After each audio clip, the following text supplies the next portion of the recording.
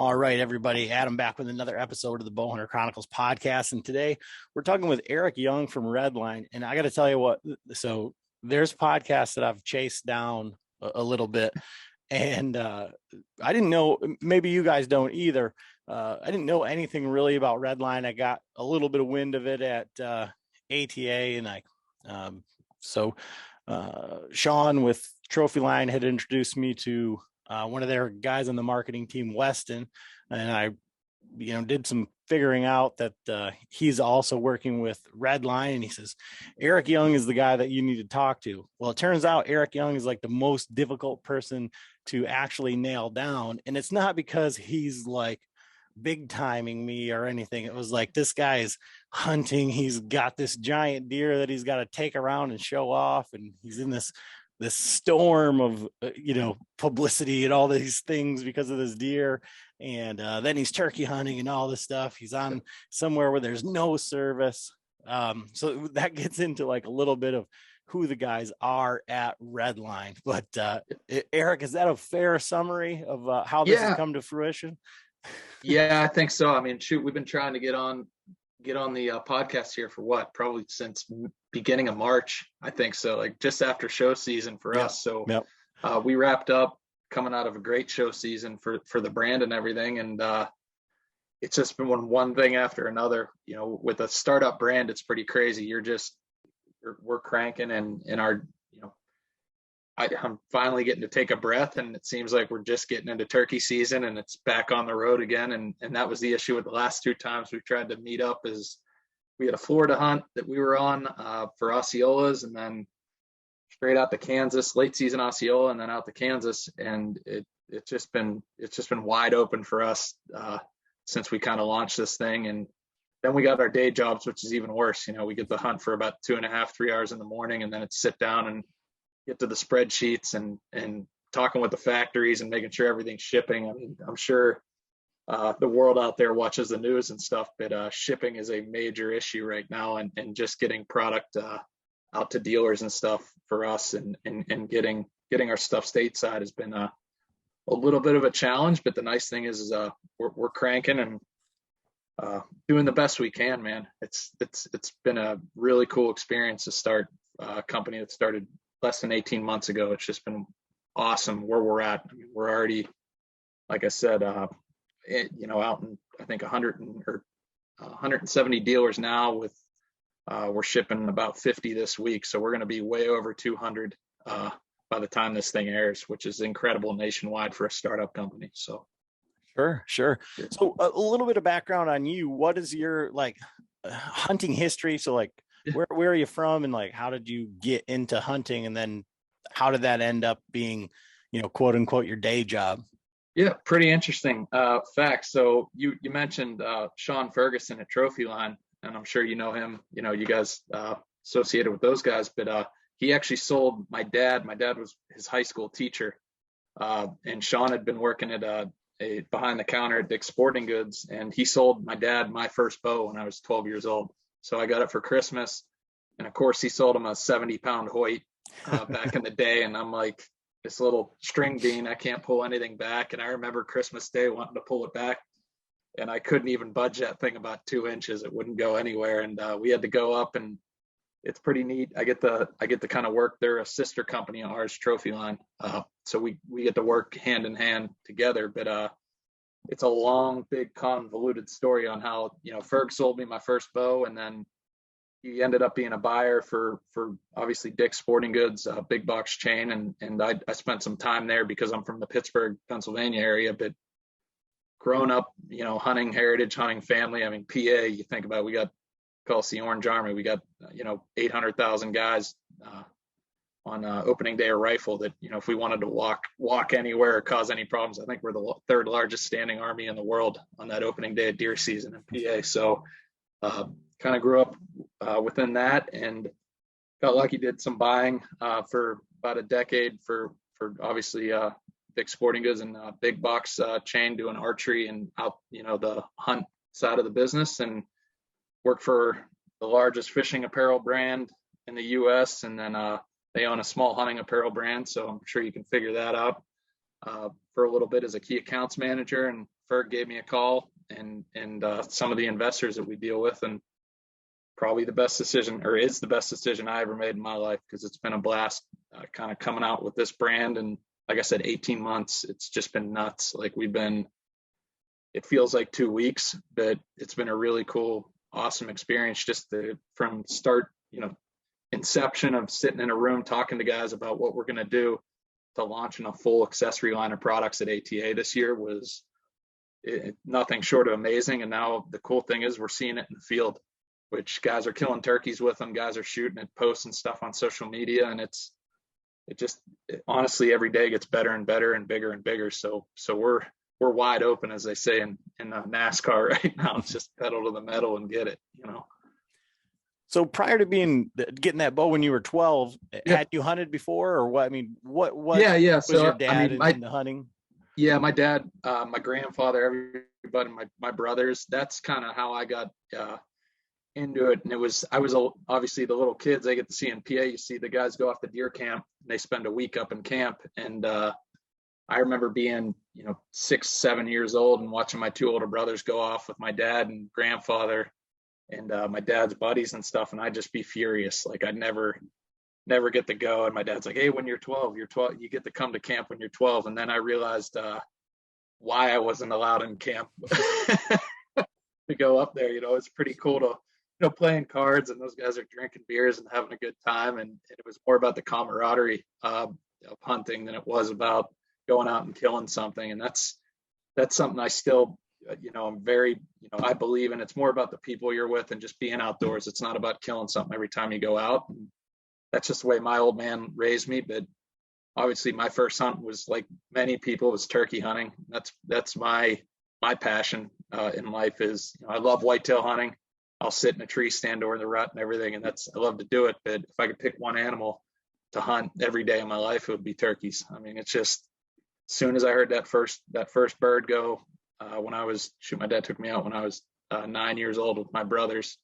It was over from then on. It was just kind of just hooked on it and just trying every time they went. I want to go. Obviously, we grew up small game hunting, stuff like that too here, rabbit and some pheasant, grouse and stuff like that. But mainly whitetail and turkeys was how I cut my teeth hunting. So it's been pretty fun. Interestingly enough, I think about this often, that whole deer camp camaraderie thing, and we're in Michigan, and same type deal. Yes, very, very similar, right? And PA, everything that you described is kind of like what I grew up with as well. We've got a big camp, big tract of land up in the UP. My grandfather my great grandfather rather got 40 acres in a farmhouse for a $50 bad check back in the Depression. And we had that forever. A guy from South Carolina, same deal, got 200 around us. Well, we were the caretakers of that land up until he died. And then his kids came in, logged it off. And then my family was fortunate enough to buy it. So we've got 240 acres up there. It's 7 hours to drive, but it was the same thing as a kid. You'd go up there and, the first time I went up there was kerosene lights and, we've got wood heat and power and satellite TV and things, but we still have an outhouse. We do have water now, but same thing. But I did a spike camp with my dad and some of his buddies and some guys that we'd grown up around out in Colorado this year. And it was a rifle camp. Yeah. And as much as I love bow hunting, and we move towards this, and Redline is kind of along with that, with the lighter, kind of faster, mobile type gear, it kind of ends up being like a solo endeavor, or there's less guys that want to go so deep into the swamp and all that. And that really reignited that fire in me about the actual deer camp and that camaraderie. And because, when you're out there on the side of a mountain, even in a wall tent with just a fire or kerosene, and you got nothing but the stars and time to bullshit and maybe drink some whiskey if you brought it. So how do you feel? Like, do you still have that same camp, that same atmosphere, or has the pursuit of big deer and mobile hunting and everything kind of, you've gotten away from that? Yeah. I mean, for me, no way. Like I try to make an effort to get back for camp. Unfortunately, it's a lot of times it's in my past life, we weren't allowed to be out of the office. It was during that Black Friday time frame, for retail. So we're in there running reports and everything. But I make a big effort to get out and hang out with my dad, brothers, and those guys up at our deer camp. And we've always been, where I grew up hunting was all public land. It was state forest, Forbes State Forest in Pennsylvania here, where it's, you got 25,000 acres of just straight big woods. And it's pretty interesting when you're hunting that kind of terrain. Obviously, with my dad taking us up there and me growing up in it, you know where to go and you know where not to go. Just kind of hunting benches and pinch points where these deer, they're getting basically chased. Guys do the deer drives and stuff. It's PA, it's opening day of deer season. But no, I appreciate that. Like I love deer camp. That's why that's why I like hunting. It's being around people. It's getting new people into the sport. I had a couple buddies. We last week we took 3 youth hunters. My nephew went on his first turkey hunt. We took my buddy Jimmy Wren, his son, and then one of our investors, Jay. We took his grandson on a hunt. And it was the coolest thing ever because we had no pressure watching the little, 8-year-olds and 7-year-olds sit there and not be able to sleep at night, worrying about hearing a gobbler killing something in the morning. It was pretty interesting. Like I can remember being there as a kid, and now I'm sitting back doing what you were just saying, drinking beer by the fire, putting them to bed early, and we're hanging out, kind of being the old timers. And it's the kind of reversing roles a little bit. And it's definitely something that when it comes to hunting, that's what I enjoy about it. Yes. I get a big deer on camera, I'm going to shut it down and go hunt and really not talk to anybody and get cell cams up and dive in on it. But the camp atmosphere for me is kind of the big thing is just being around it and being around people who enjoy what I like to do, or even just sharing it with people. You do a hunt and you come back and talk about it, or call someone on the phone after you've seen a big deer, or something's happened in the woods, or something shows up on camera. That's what I like about it. It's the process. It's not the killing of an animal. I mean, that's what my dad and my grandfather taught me, is the killing's the completely last step of it. That's just the bonus if it happens. Just being outside and getting away from everyday work and everything is what it's all about. So that's what I enjoy about it. And like you said, the whole elk camp type atmosphere, mule deer camp, I've gotten that in the last decade and been going every single year. And we do a small spike camp, like you said. We go to Idaho, and it's Idaho, New Mexico, stuff like that. It's some of the best terrain when you're sitting there looking at the stars and bullshitting. And if you got someone smart enough to carry a little bottle of whiskey or something up there, and you can finagle a little sipper at the end of the day off of them because they hiked it back in, it's definitely a cool experience, and it's fun. That's why we're doing it. It's not a competition. It's just everyone's out here to have a good time. So how do you think the industry is balancing the two? Because I mean, obviously we're in the space where big deer is king, and the mobile hunting stuff is more and more and more. Like, from your perspective, I guess from like the marketing side, or from looking at it from the spreadsheets and all of that, where does that fall into the scope of the outlook of the industry? Yeah, I mean, I think it like you said, it's up and down, it ebbs and flows. I think we're in a pretty decent transition period. I think 2-3 years ago, even up to a year ago, it was, if you don't kill a booner, you're nobody. And kind of get out. Everyone looks down on you if you shoot a small deer. I can tell you, I shot a 100 and probably 30-inch 8-point in Kansas this year on film, and on my farm in Ohio, I killed a over 200-inch deer with a crossbow this year. So it's not about I'm only killing this caliber of deer, this or that. For me, now everybody's different, but I think the industry is starting to flip. I love this whole mobile hunting and public land type attitude, where it's just get out, use the land that's available to us. I do think there's there's pushback both ways where, you have the mobile hunting side or the public land side kind of saying, oh, private, there's a little bit of that middle ground where I don't know how to explain it, but it's kind of chip on your shoulder if you have private, or it's chip on your shoulder if you hunt public, and that kind of scenario for me. But we're all, from my point of view of it, we're all here hunting. We all enjoy hunting. If you like to hunt on public, or you like to hunt on private, or you're lucky enough to have private land, that's just the way it is. I look at it as I'm just getting outside and trying to go, sit in a tree stand and get away from life. I mean, that's the biggest thing. The other side, the business side of it is, our industry has definitely been in a transition period with a lot of, private equity and whatnot coming in and buying up, multiple brands within a year and building these giant conglomerates. And I think a lot of times you lose kind of the DNA of a company when they get bought up by some of these bigger conglomerates and private equity. They kind of forget about the people who are running it. And that was kind of my main goal when I got hired on at Redline. And the reason I came over was we were going to keep it small, keep it family. And the neat thing is there isn't a person in this company that we're working with, or with Redline right now, that everybody hunts. Everybody is passionate about the outdoors. It's a lifestyle. It's not, I don't look at it as a job, which is awesome. I get to come upstairs. I'm upstairs in my house right now, but I literally take 25 steps, come up the stairs and sit down, and I'm sitting around a bunch of deer and stuff, and I get to play around with archery sights and quivers and stabilizers every day.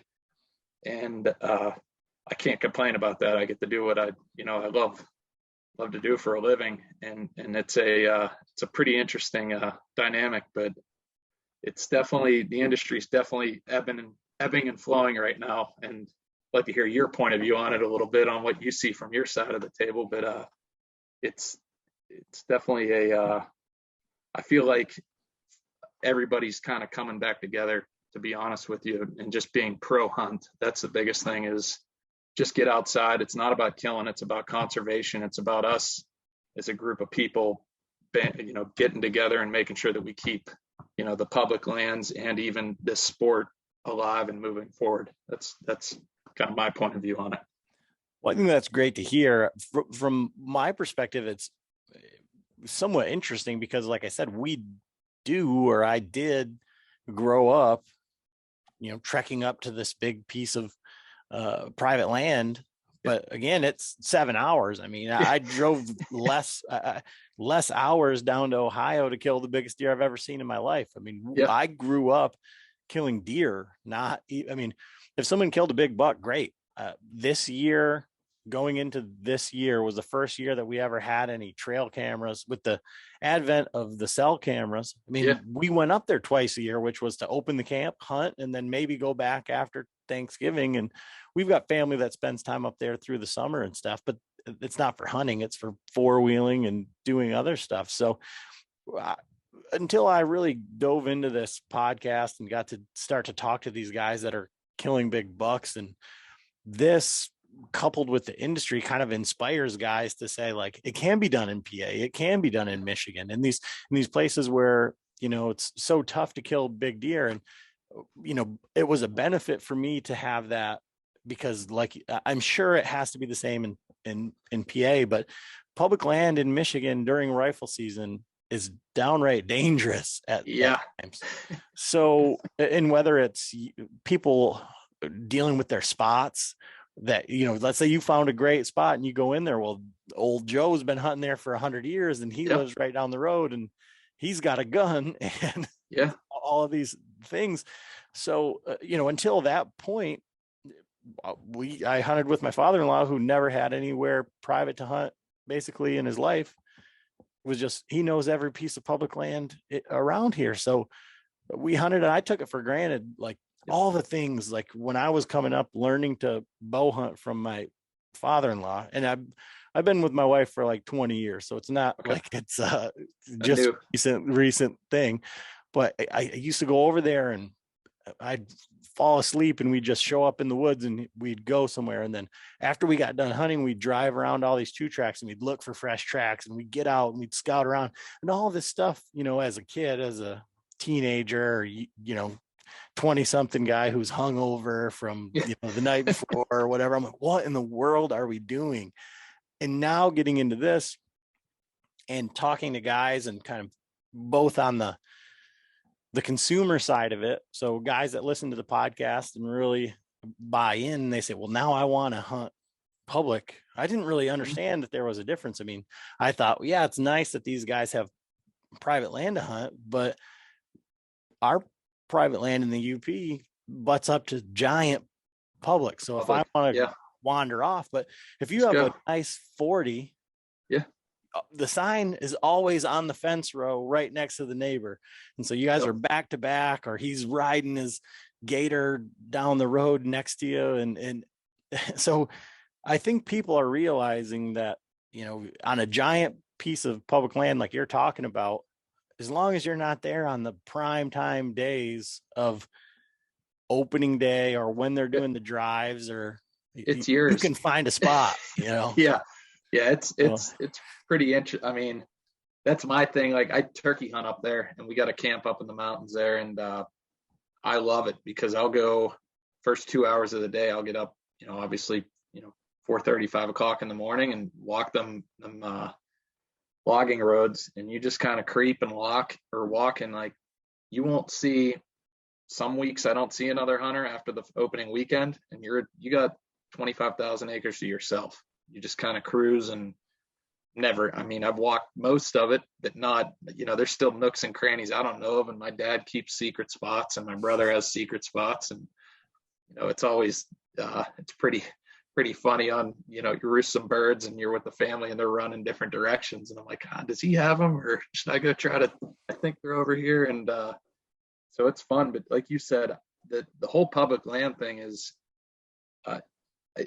they do get pounded, I think, on those opening days, obviously, and guys get in there. But a lot of those animals, and the deer especially, they're smart. They know where to hide. And I've killed some of my biggest PA deer, or my biggest PA deer has been killed on public land, and it's a pretty special spot. And we're lucky enough in Pennsylvania that we have a lot of it that we can go out and access and use, and game lands and stuff like that. And for me, I bought my first farm in July this year up in Ohio, northeastern Ohio, right off of Erie, and got lucky enough to put some cameras up and did some trimming and put some tree stands and whatnot, and threw corn on the ground, and here comes the biggest buck I've ever seen in my life. And I got lucky enough to kill him this year, and it was pretty crazy. Killed him in January in 3 foot of snow. But it's the reason I bought that is because I want to take my nephews and people in my family. I want to introduce them to hunting without having, like you just said, the pressure of opening day where some guy is in, you go into a spot and he walks up and causes a scene or does something. I want to be able to take, like I did for turkey season, I took my nephew to my property, and I was more happy about getting him out than killing the deer I killed.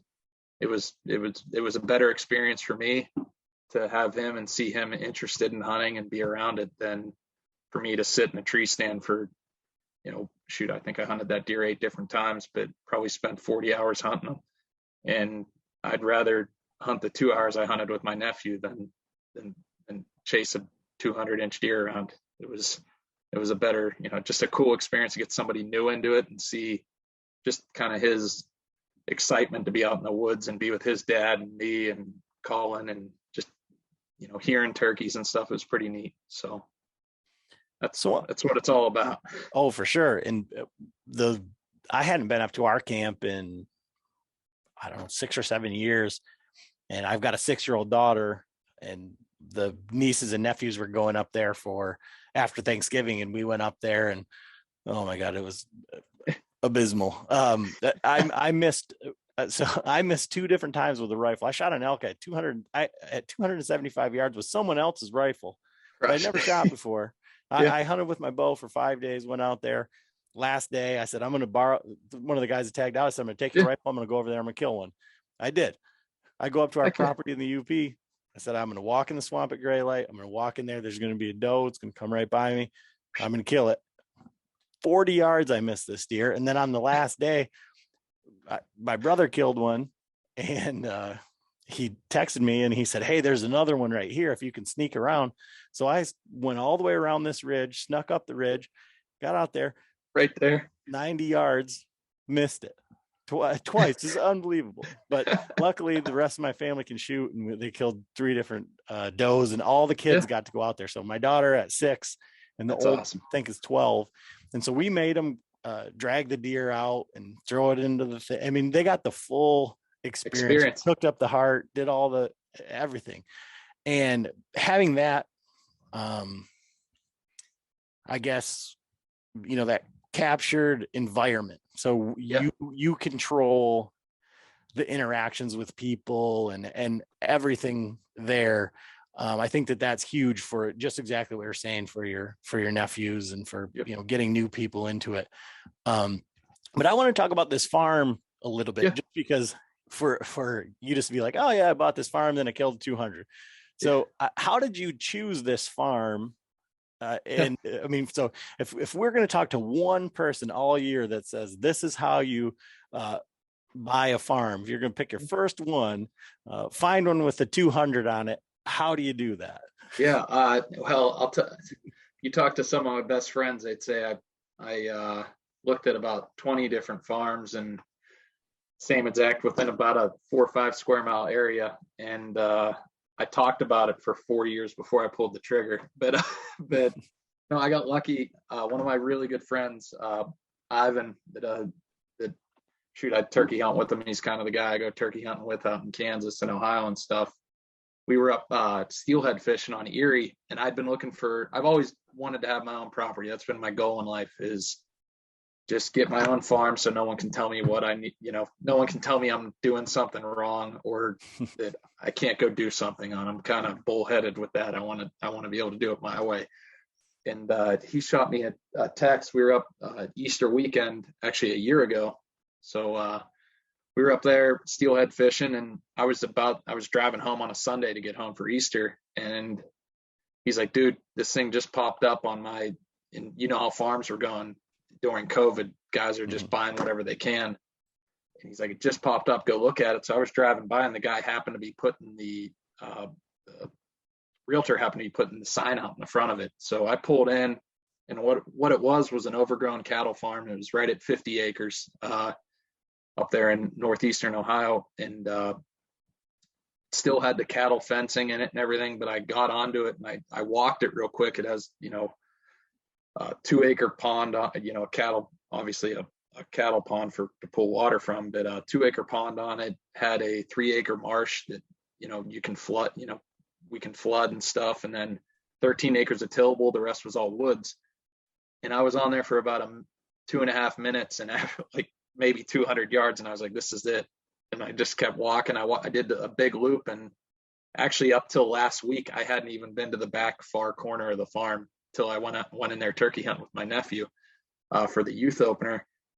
And it was just one of those things where you get on it, and it's that kind of right piece. It has 2 streams that run through it, so I have constant water going through the place. And up there in northeastern Ohio, it's really flat and can get really wet. This kind of has a terrain, so it drains really well. And just got back in there, and we pulled all the cattle fencing out, but it was still overgrown thick. So I knew deer were bedding in there, but it was just so thick that we had to do something about it. So we took in brush hogs and I forestry mulchers and opened it up a little bit, and there were a ton of doe. So out to start, I got cameras out. I took ownership of it in July, and by late August, I had cameras up and everything done that I wanted to do for the season. And doe everywhere, which was awesome. But that buck showed up the week before Halloween. He never left. So what I found out was, after I killed him, was the neighbors north of me. He was living a mile north, and he kind of got bumped down. And then I guess he found that we'd done a bunch of work there and opened it up and put food plots in and everything. And there's does everywhere. So he hung around, and he never left. I mean, he lived in a core area of probably 20, 25 acres, and just was like clockwork, and I can only hunt them on a really strong north wind. I pressed it 2 times and didn't see him those 2 times. I only hunted him 8 times, and 3 out of the 8 times I hunted him, I saw him in daylight, and I killed him on the third time. And it was but I have thousands of pictures of that deer, and he was in there just living there with those does and stuff, and not being bothered. And it's kind of, when you're looking at a property, it's just making sure you got the right amount of bedding and feed, and then kind of just the biggest thing is what I looked at was he had places to escape to and get to thickets and stuff like that on my property because it was so overgrown, where I think he felt comfortable, which you know, a lot of guys will have different opinions and stuff if they probably looked at my farm, but for me, I knew I got to the point where he would, on different winds, he'd be bedding in different areas, which was amazing to me. And it's really the first deer that I didn't pressure. I never rattled at him once. I never grunted at him once, like random grunted to try to get him to come in. I just sat there and waited. And like I said, the one time I thought I was going to kill him with a bow, I had 7 bucks come out of my swamp, and literally in a line right after the rut, and it would have been that first week of December. They all come up and walk 20 yards from me in a line, coming to obviously in Ohio, you can corn. They're coming to the corn pile, trying to reload up before that next round. And he come up and looked at them all at 80 yards and walked away and hit a scrape 200 yards away. And I was like, what the heck? I get to my, so I got down in the dark. After about 30 minutes, I get to my truck. And as soon as I got to my truck, I checked my cell cam, and he's sitting on the corn pile. All he did was a big loop. It was like he knew I was up there. And when you're hunting a deer like that, it's a pretty humbling experience when they're definitely intelligent animals. And for me, that was my first real big go at something. And it was something that I just, I had a lot of really close friends that were kind of living vicariously through me. I'd call them every night and be like, I had this happen, what do I do, or this, and they were all giving me input. It was pretty neat to piece everything together to finally get them after ATA there. I think I shot them on the 25th of January, which was it got frigid cold, and we had like three foot of snow, and it's just one of those deals. But the whole farm, owning a farm and getting into it, it's been one of the most rewarding things that I've ever done. It's like just fun because you can you get to do what you want, and you get to play it how you want. And you don't need 500 acres. That's the big thing. I think everyone thinks you need to go out and buy a big chunk. Like, I'd rather have 10, 50 acre pieces that are all over the place, within a 10 square mile area than one continuous chunk of 500. I think you can do a lot more. And obviously you can see a lot more different deer is the biggest thing. And you can hold deer, or give them a reason to come to your property. If you have those smaller tracks, you can capture them coming through and traveling. Yeah, you got to deal with your neighbors, but a lot of times neighbors are on the same page with you. If you can let them know, or get a program going with them. I think it's more just interacting with your neighbors. A lot of people are scared to do that. Just gotta be transparent with them and go. And like I said, nobody knew I was in there hunting that deer, but as soon as I killed him, I got 4 phone calls from farmers who had that same deer on camera and been hunting them for 2 years. And we're all friends. The cool thing is we're all friends now.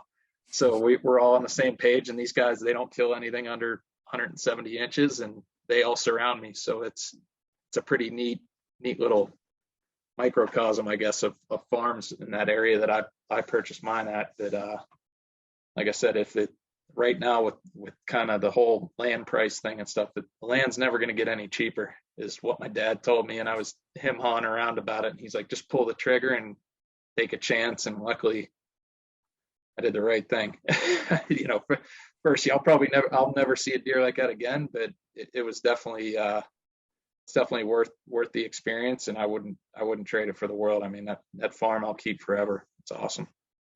So what do you think about your property in particular? So when you were doing your habitat improvements, what did you put in for food plots, like for guys on exactly what you're saying? So maybe like a smaller track that's going to bring something that's either a destination or to hold them. Yeah. So where I'm at, there's a ton of ag. So you're not,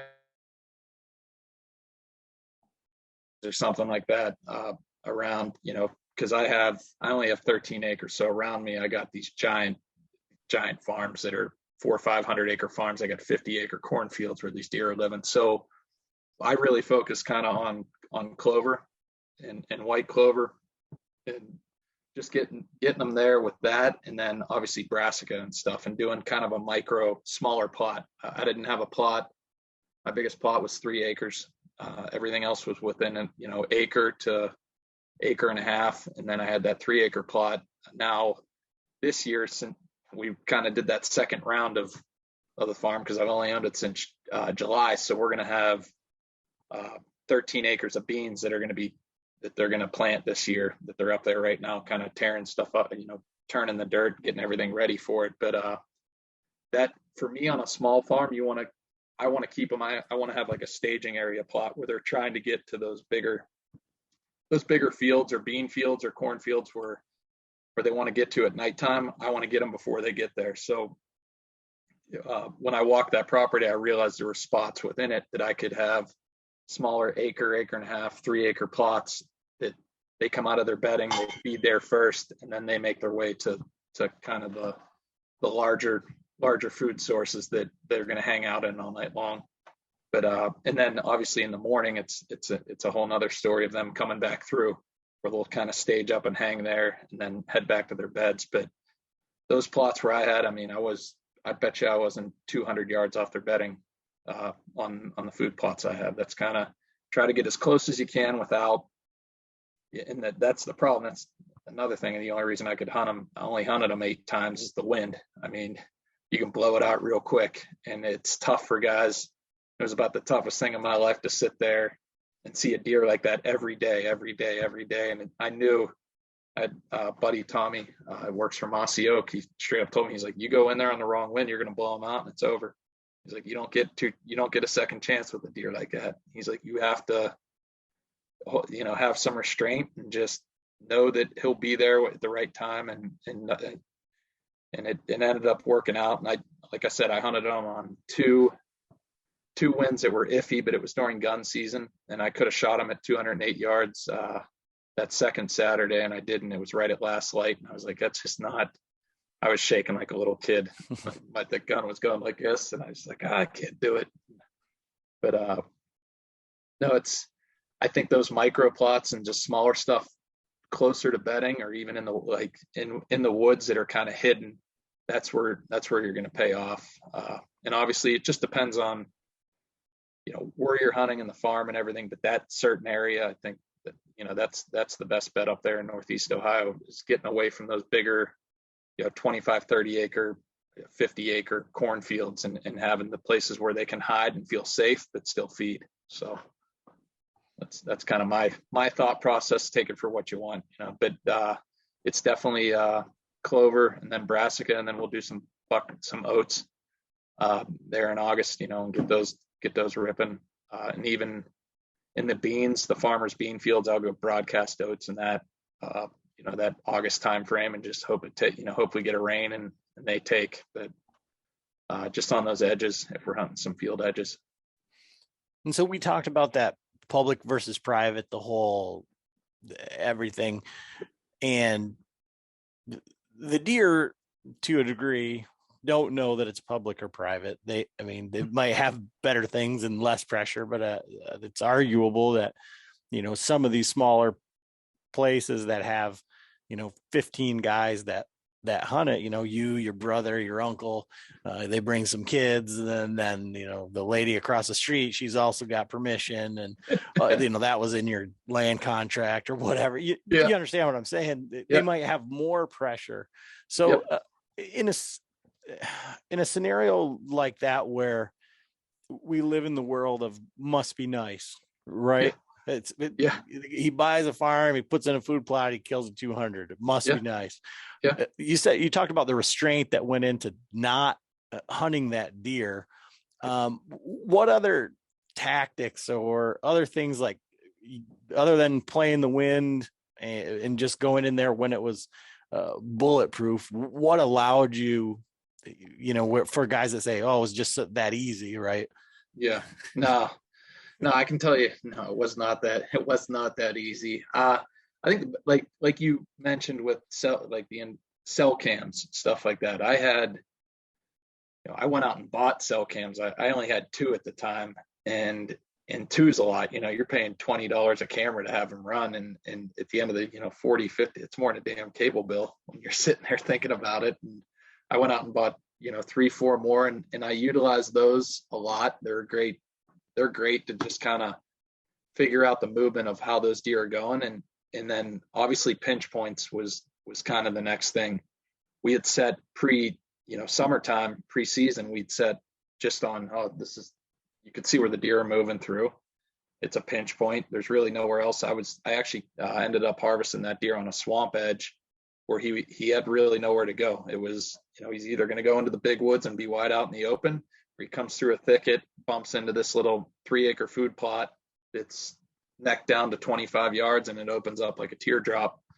And then he gets out to the big fields. And that's kind of how I looked at it is, and I've always been taught, especially coming from the public land side, is you want to get them in pinches or benches.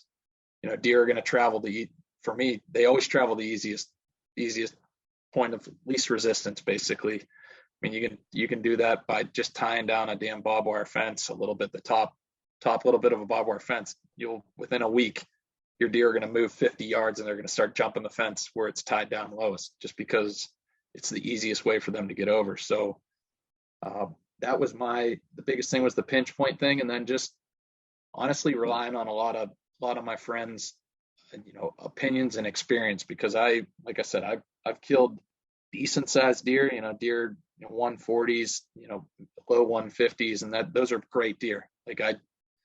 My favorite deer I ever shot is a 140-inch deer, because just I was there with my brother and my dad, and that's something I remember and I'll never forget. But it's just kind of, you got to be, I like to ask other people and learn from other people. That's my biggest thing, is knowledge is king, and ask people who've been in that experience or done it before, because the average guy, who doesn't hunt a lot, I think would have went in there and pushed it and probably blew it up and pushed it really quick. And like you said, it's a must be nice scenario, because you can go hunt it whenever you want and take your time hunting it. But I can tell you this much: I was getting up every night at 3 o'clock in the morning, checking cell cameras and saying, did he make it through gun? Like, there was a lot of sleepless nights. Like, he disappeared for 4 days.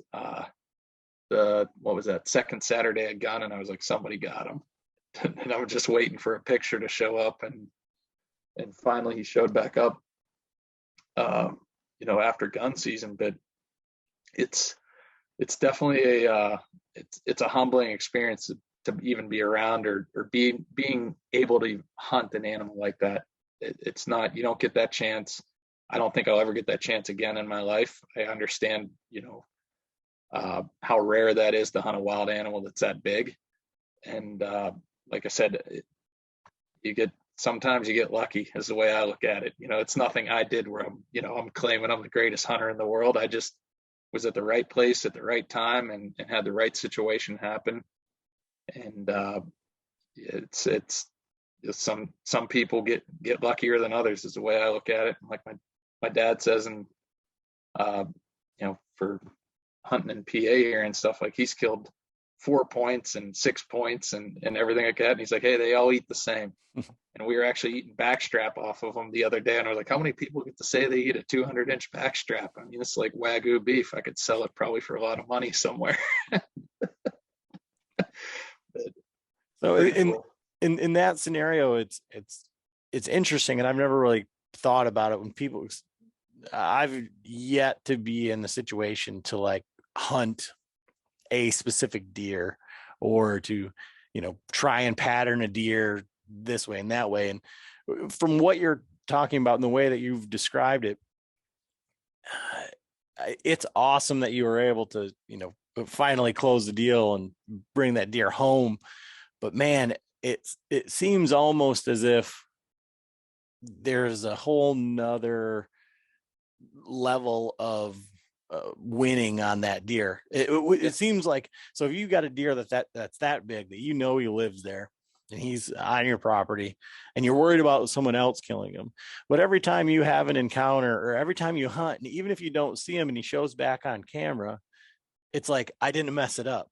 Yeah. Because I've never had that scenario, but I mean, that had to be because it would seem like one misstep and he's gone forever. Yeah. Yeah. I mean, yeah, from what I've heard from guys who've hunted deer like that, and yeah, at the end of the day, they're a wild animal and they're going to do what they want to do. But it was, yeah, it's one of those things where it's like, oh God, like actually, you're afraid to. I was a lot of times afraid to do something wrong and hesitant about hunting, which that's first time in my hunting in my whole life. Usually, I'm like, I'm going hunting. I'm just going to go hop up in my stand and go see what I see. And yeah, there's good deer on my property, or I got cameras in the state forest. I got good deer there. We're just going to get up and give her hell. Where this is like, well, shit, should I walk in this way, or should I wait till 2 o'clock to go in, or should I go in? The wind's going to switch at 3:30. Should I wait till then? And it got a lot more strategic and a lot more stressful, which I can tell you I did not like that at all. And having been done with it, it's I enjoyed it and really, like, it was almost like a game, which was cool. It was almost just doing the right stuff, or just kind of planning it out correctly. And every hunt was planned, which was pretty neat. Like, it wasn't just walk in there and go sit in this stand or that stand. There was a reason for why I was going in to hunt, and a reason why I took the route in, or rode an electric bike in, or come around the backside of the swamp to hunt them, which was cool. Like, it was definitely a chess match, and not just going out and slinging the gun over the shoulder and hoping and praying something comes ripping by me. So I, definitely a learning experience, and I learned probably more in one season than I did in 10 seasons by hunting deer, because I got to see some really cool different things on how even not screwing up does and making sure you don't screw them up, because he's there, he's within earshot of a blow or whatever. He's waiting for someone to catch you doing something stupid. And it was pretty interesting, and I'll take that experience out of. It's definitely something it's up there in the top 5, not so high, but for me. But I know a lot of people be like, what the hell, you're crazy, it's a 200-inch deer. But there's been a lot of other stuff that I've enjoyed, and that was just one of them. It's been really cool. It's just I'll definitely never forget the 2021 deer season. Actually, 2022 I killed them, but 2021 was the season. So pretty cool. So how has that changed your outlook on hunting going forward, being the way that you're approaching hunting? Is any of it gonna carry over? And then aside from that, like, does it make you jaded? I mean, I killed my deer, green scored 150 and 5/8 or something. Yep. in Ohio. And like, I've come to the realization that that's probably the biggest deer that I'm going to kill or get an opportunity at. And that's because of my skill level and time and aspirations, all of these things. I would rather have a lot more fun killing 125s and 130s with all my buddies than having to lie about about where I'm hunting and the deer that I'm hunting. Yeah. So are you jaded at all? And then that experience that you just outlined with, it wasn't that fun to hunt that way. How does it go forward?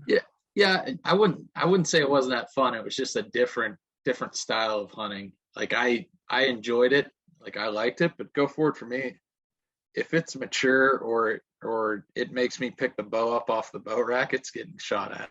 Like, I'm a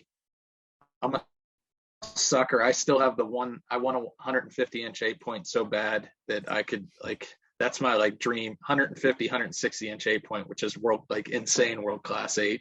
Like, I want that so bad. I just love how they frame up. And I actually had a chance to shoot one in Kansas this year, and ended up shooting a smaller deer. And for me, deer hunting is just the opportunity you're at and you have now obviously with cell cams and stuff and cameras, we have the opportunity to see what's out there and see what's there and moving. But I'm not sitting around and hoping and praying that I'm going to shoot a deer bigger than what I shot this year. That's just not reality. If I get lucky enough and something someday shows up on a place that I'm hunting, yeah, we'll give it hell and see what happens. But for me, it's just being outside. I enjoyed it more just being on my own property or just being in a tree stand, being away from everything and enjoying the outdoors than it was harvesting that animal. Yeah, believe me, I was fired up. I got cell cam or iPhone footage my buddy took of me just going nuts when we found them. But it's I want to actually get, next generation, my nephew, people who've never hunted. That's kind of like what I'm into now, is like just watching those people experience hunting for the first time.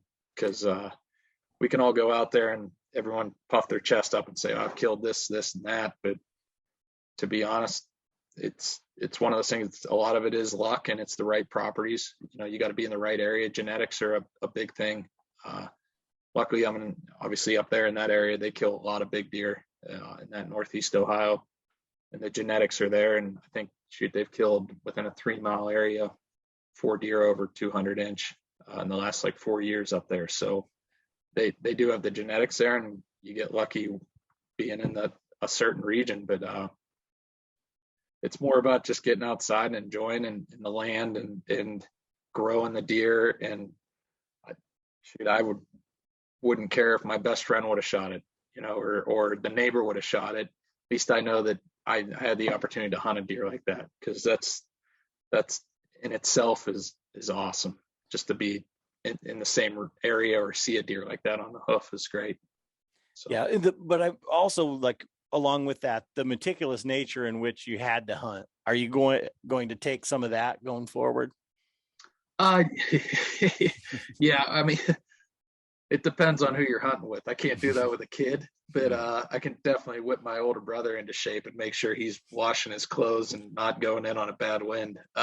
Because it was his first time showing up at the farm 2 weeks ago, and I always give him crap. I'm like, dude, I remember us growing up as kids. I was always very into all the new technology and carbon apparel and keeping your clothes outside and stuff. And he'd come smelling like he'd be aqua de jour. He'd be coming from the night before, like he was at the bar, smelling like he was out trying to pick up girls. And I'm very anal about the whole scent thing and doing the right thing going in. So yeah, I will, especially on that farm that I got, I'll be pretty anal about it. But we'll set it up to the point where we can get guys in there. But like my nephew and stuff like that, I'm more interested in getting him his first deer and getting guys that don't maybe have that that chance to go hunt a private piece of land.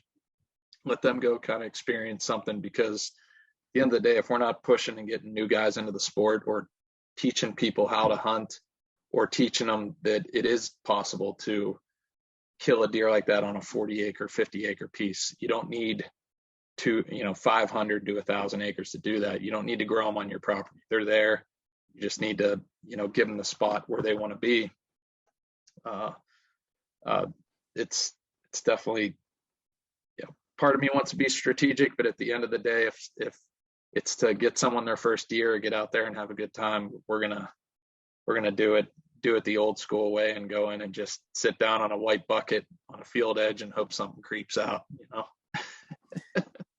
I can't tell you how refreshing that is, because I feel like there were so many people in a lot of different facets, especially within the industry, to be trying to launch a brand, doing all of these things that would be their claim to fame, the badge of honor that would be on every single piece of everything. That there are some things I feel like in life where people have these things that end up defining them, and then that's where they when they talk about people peak too early or whatever, when you're living in high school. And, the fact that you're saying, yeah, that was really cool. I've killed some deer with my family that I, cherish just as much Yep. or better. I have this property that has deer on it that are great. We've got awesome genetics, but I would rather have an experience with my family than, the conversation did not go, we've got all these great up and comers, and if we just got 5 more years, and we keep everybody off of it, Yeah. and you keep saying Northeast Ohio, and I'm like, man, is this guy lying? Because there's people that wouldn't even say like a county, a WMA, like, Yeah. people are going to listen to this and they're going to be like, where's the public land in Northeast Yeah. Ohio? Like, okay, Erie's here, Yeah. so much of this, I guess, is like out of the ordinary for what I think of as the industry and 200-inch deer talk, so Yeah. it's No, very it's, refreshing. well, obviously I've never shot one, like, shot more than one of them before. So I'm pretty obviously humble about it, but I wasn't raised that way. And like, listen up, like I said, they're wild animals. They're going to do whatever they want. And you don't own them if they're on your property. They could go like the deer was a mile north all summer long and bump down. So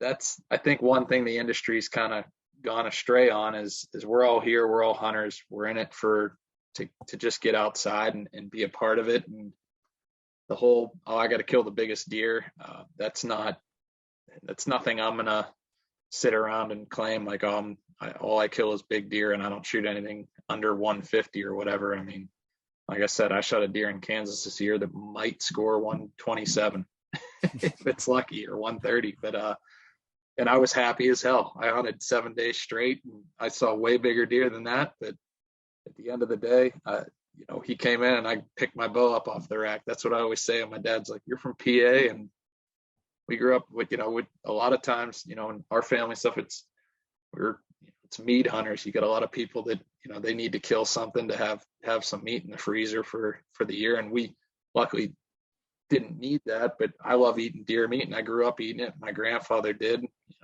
from Pittsburgh here in Steeltown.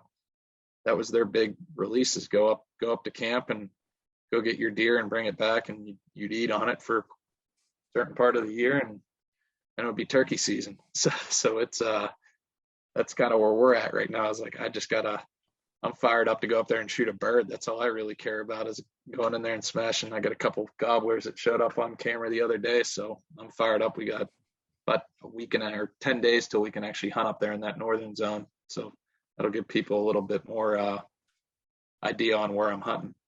Well, I think it's great because, with, you're on here to talk about Redline. We haven't talked about Redline at all. But there's a lot of people that are also in the industry, like you said, that are these conglomerates, or that these people that don't hunt, they don't use the stuff that they're selling or that they've created. They know every single SKU and every single color pattern, and they can tell you, every single nut and bolt on the site or whatever, but they might hunt on a outfitter, can hunt in Florida or something. They go on a pig hunt one time, and that's their hunting experience or whatever.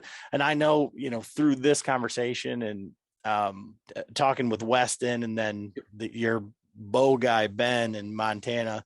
Oh yeah. The guys that are behind this company, or the guys that are out there doing the work, are living the same lifestyle that most of us are as well. And when I talk about knowing the sites inside and out, I was on the phone with Ben, and we were trying to figure out a leveling issue on the site that I had. And it wasn't an issue. It was just, we couldn't articulate back and forth. And so like co-host had the site completely out all the way down to the springs and ball bearings. And we're flipping it over and we're trying everything. And, and he's telling us, oh yeah, we'll do this and do that. So just these guys actually know what they might not know what they're talking about, but they're doing the same thing that we're doing. Yeah. No, yeah. I mean, it's a, for us, that's the biggest thing. Like we wanted to build product, on the Redline side of things for guys who are out using it and in the field all the time, and build reliable product. It's not going to be your $300 price point sights and $180 quivers and stuff like that. It's stuff that the guy who hunts and the everyday guy can afford. And the biggest thing for us is we're really dealer centric. We want guys to go into those pro shops and see their local dealer and have the dealer set the bows up with our product on it.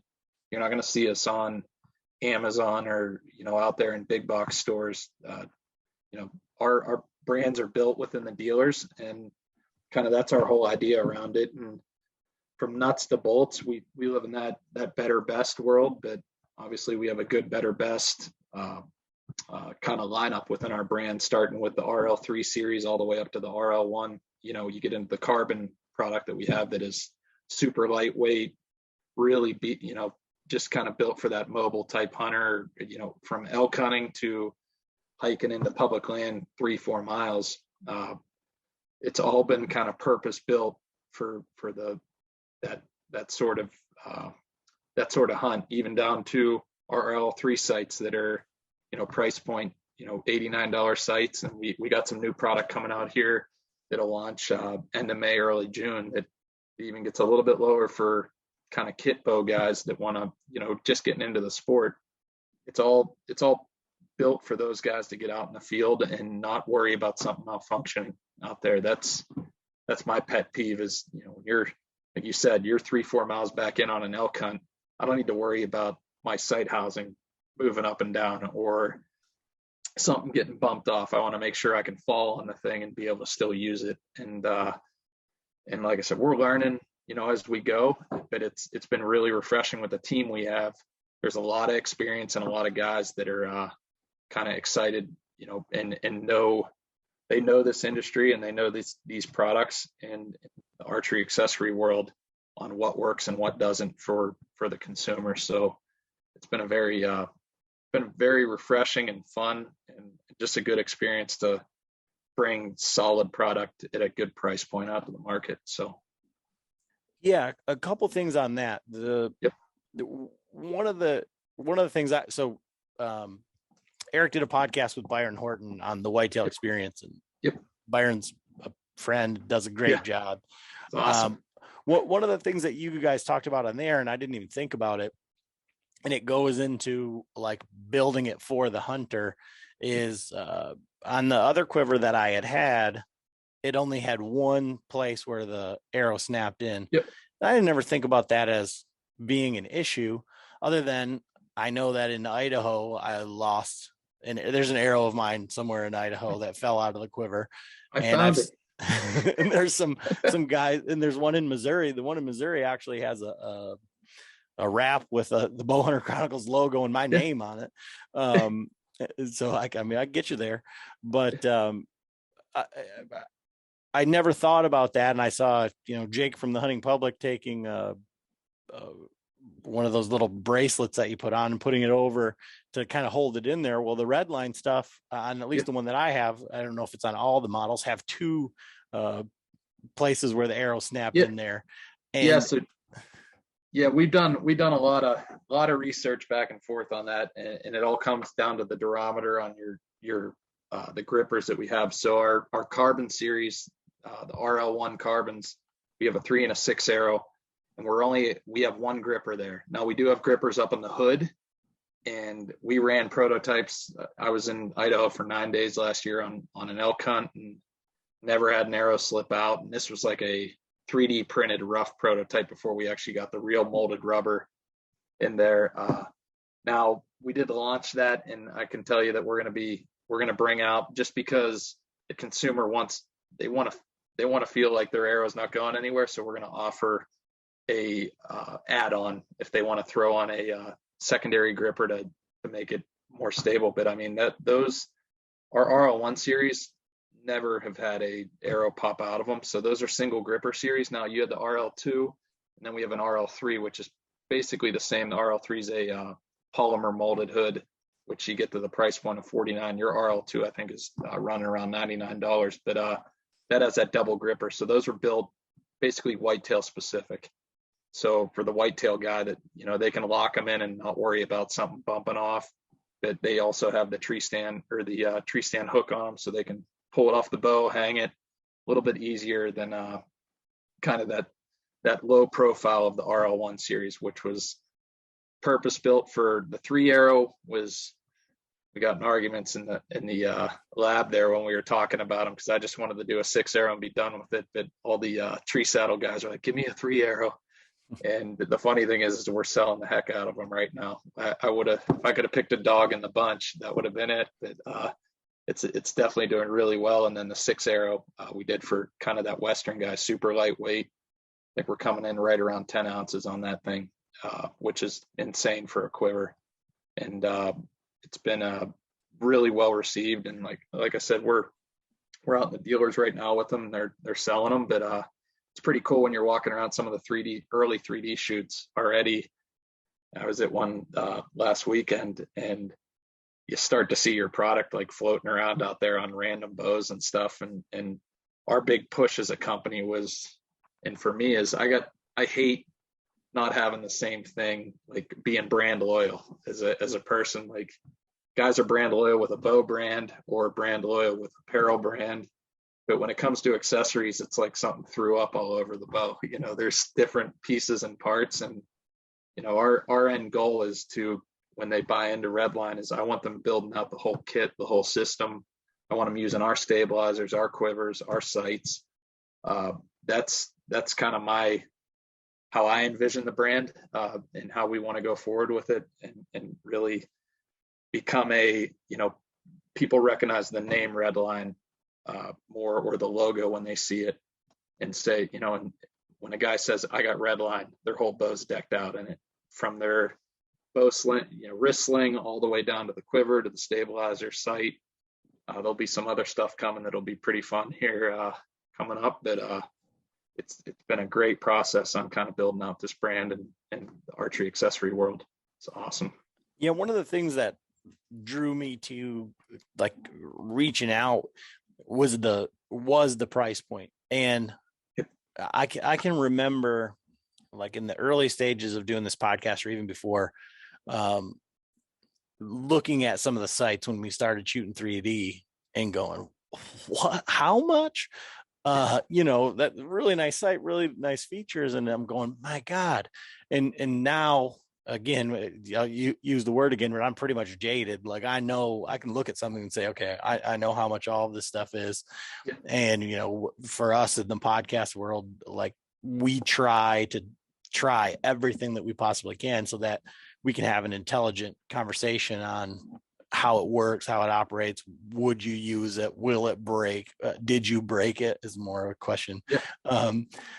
So to see the product, to look at the price points, and then the construction of it, all aluminum or carbon fiber and aluminum, all the parts on it, very sturdy. And I've got an RL1, and I also have the RL2 dovetail that we're putting on our bow for turkeys. Looking at them, I posted pictures, and that was one of the first things that guys asked was like, it looks plastic. And I'm like, well, it looks like some sort of Delrin or something. Yep. For the gears. Yep. So rather than calling you guys, because in my experience, it's always going to be, the company's going to tell you, yeah, well, it's fine. We tested it. Okay, well, you're a company that's out 6 months, and how much testing could you have possibly done? And of course, you're going to say that it's great. So I called one of my buddies that does 3D printing. He's an engineer, and I asked him, and he's like, no, it's used. There's materials that are used in gears all the time that are made of polymers that are purpose built. So my independent fact checking said it doesn't really matter that one part on there is made of some sort of polymer.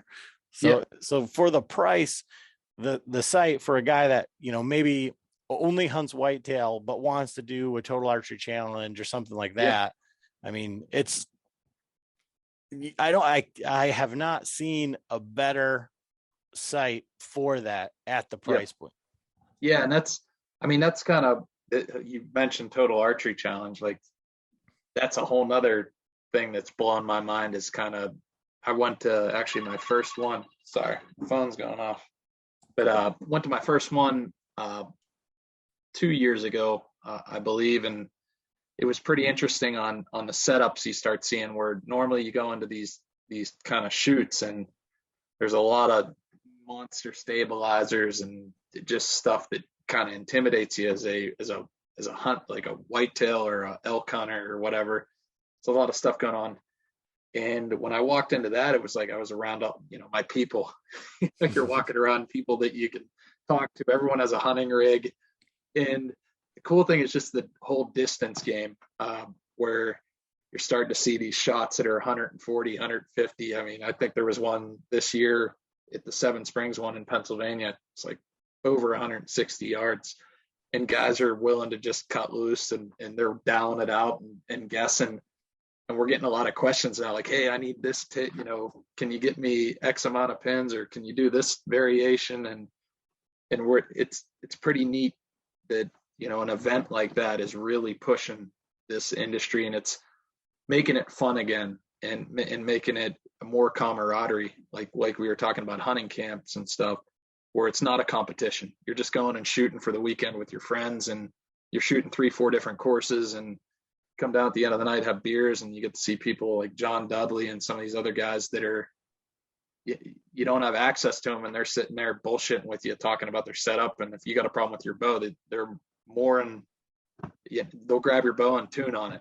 I saw him I was at that Seven Springs one, guy had an issue, and he's one of the best bow techs in the world. Like he's sitting there, starts helping out with the guys, but a random guy that, he could sit there and charge $200-300 for him to work on a bow, but he's just there to help people out. So I love that aspect of kind of how that event is really pushing the industry in the right direction, where it's fun, and it's just a good solid environment around good people, and people who have the like-minded mentalities and want to be around it. But yeah, like I said, the whole shooting distance thing that's why we started with we come out with the 3 different types of wheel sights. It's crazy trending now. And yeah, I don't recommend shooting at a live animal beyond X amount of yards if you're not comfortable, but heck yeah, launch them at a target. The arrow companies love it.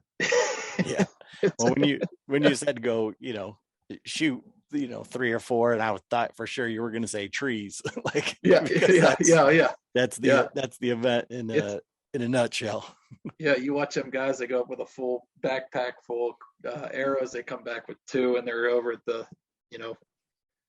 VAT booth or Easton booth getting arrows cut and putting new inserts in for the next day. It's pretty it's cool, and it's getting people outside, which is awesome. And I think the format of that event, obviously you've been to them before, I would imagine, but it's just a neat experience for people to get to shoot different angles and up and down and do those kind of mountain type courses, which are pretty cool. So definitely. One of the fun things with like Redline and me being on this side of it, and so you saying the argument internally about the quivers, and when I'm talking to Ben, he's like, so let me ask you this, because there's internally, we're saying some guys are in this, we want this, and so it's really fun from that aspect for me, because for most guys, you don't ever get to hear about what goes on in the design room, or in the room where you're trying to say, well, which one do you prefer? And you talked about going to these events and getting to see, your products out there.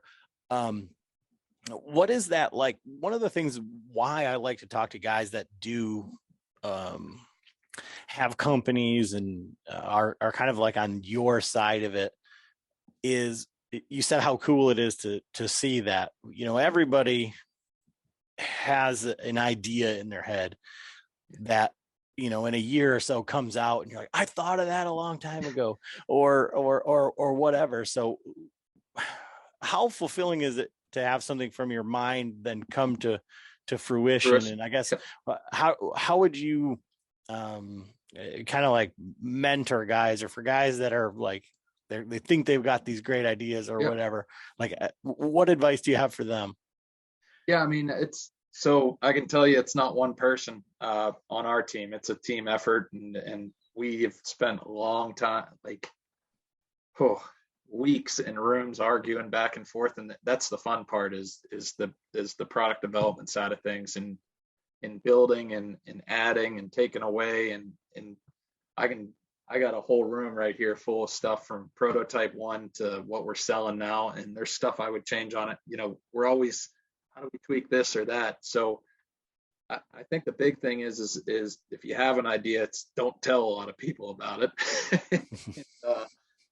There's I mean, there's plenty, obviously, if it's the right thing, obviously patent attorneys and stuff like that, it does get fairly pricey when you're getting into it. So you got to be smart about how you go at it that way. But if you're passionate about it, and you really feel like it's something that can add, to a person's hunt, or give them an advantage, or do something to the hunting industry. I mean, a lot of this is just taking chances and going after what you believe in.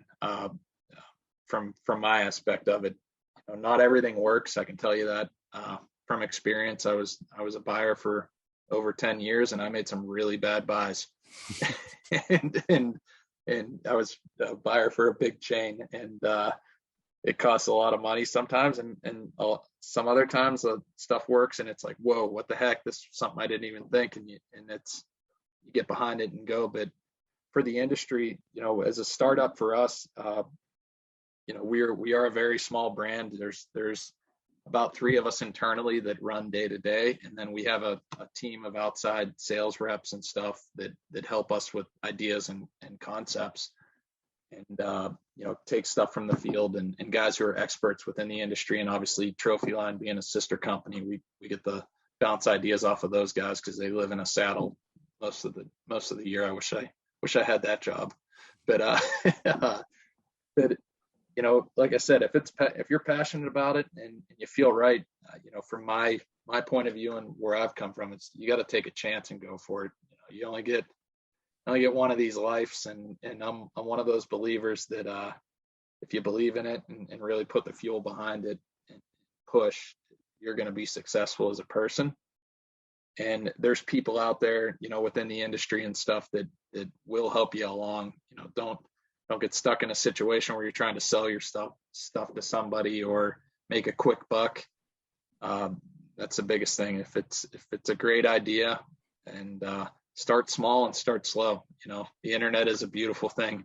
You can get on the internet and get a website rolling, and the guerrilla marketing thing, I can tell you from experience, we're doing it right now. It's not like we have a big marketing firm or anything behind us. We got Weston and a couple guys on his team, and we've been doing a hell of a job and making an impression. And you just gotta believe in it, and believe in your product and believe in the brand. But that's kind of what we've done with Redline, man. Just pedal to the metal and keep adding gas to the fire.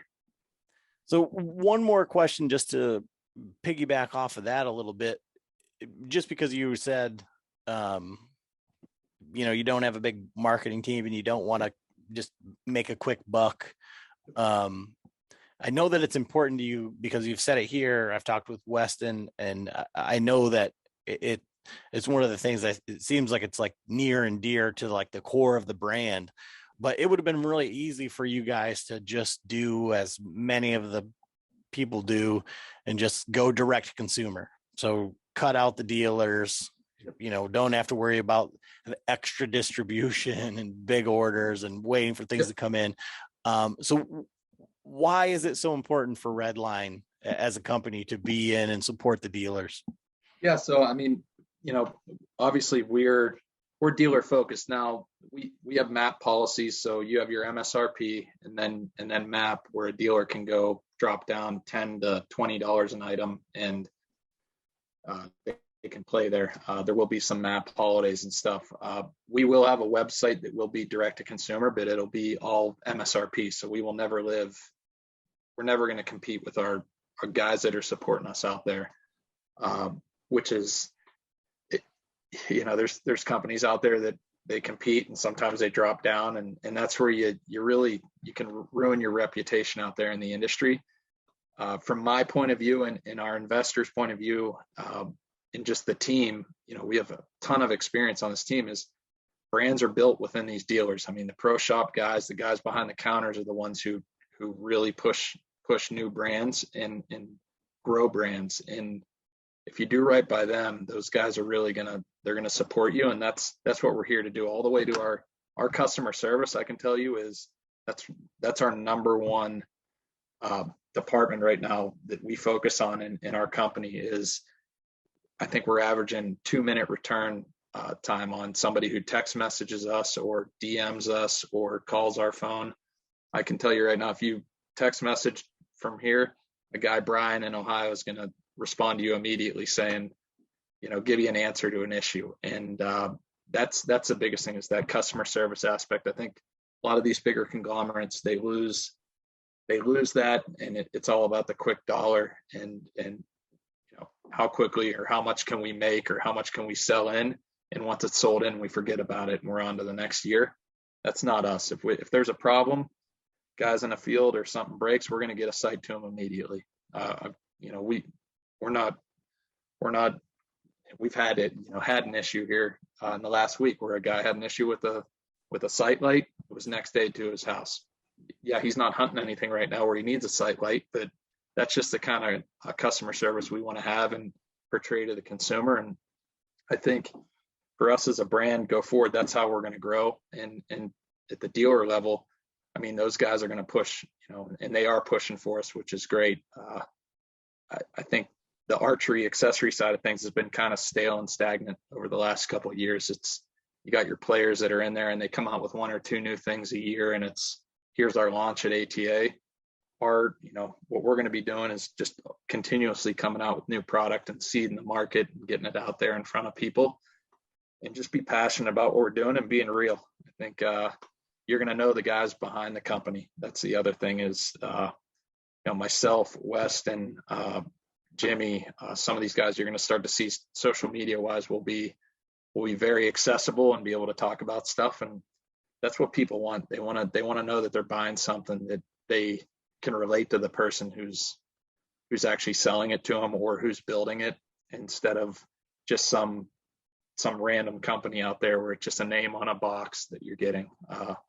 So that's kind of our company mantra and what we're doing. But like I said, we're a hunt focused company, and it's a definitely for that guy who wants to live in that mid to lower upper end price point is where we want to play and be at, and just be affordable, but still give them the tools and actually the adjustments and stuff within the sights, quiver, stabilizers that they can get from a higher end, but at just a lower cost and an affordable cost.